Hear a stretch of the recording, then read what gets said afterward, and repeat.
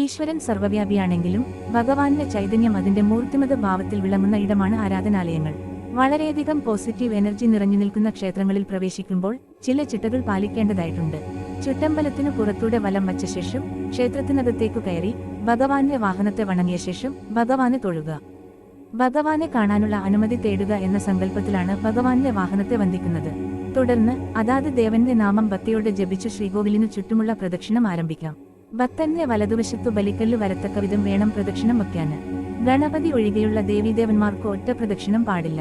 രാവിലെ പ്രദക്ഷിണം വച്ചാൽ രോഗശമനവും, ഉച്ചയ്ക്ക് അഭീഷ്ടസിദ്ധിയും, സന്ധ്യയ്ക്ക് പാപപരിഹാരവും, രാത്രി മോക്ഷവും ഫലം. എല്ലാ ദേവീദേവന്മാർക്കും പൊതുവെ 3 പ്രദക്ഷിണമാകാം. ആദ്യത്തെ പ്രദക്ഷിണം പാപമോചനവും, രണ്ടാമത്തെ പ്രദക്ഷിണം ദേവദർശനാനുമതിയും, മൂന്നാമത്തെ പ്രദക്ഷിണം ഐശ്വര്യവും പ്രദാനം ചെയ്യുന്നു. ഗണപതി ഒറ്റ പ്രദക്ഷിണം, സൂര്യന് 2 പ്രദക്ഷിണം, മഹാദേവന് 3 പ്രദക്ഷിണം, ദേവി 3, 5, 7 പ്രദക്ഷിണം. ചില ക്ഷേത്രങ്ങളിൽ 4 പറയപ്പെടുന്നു.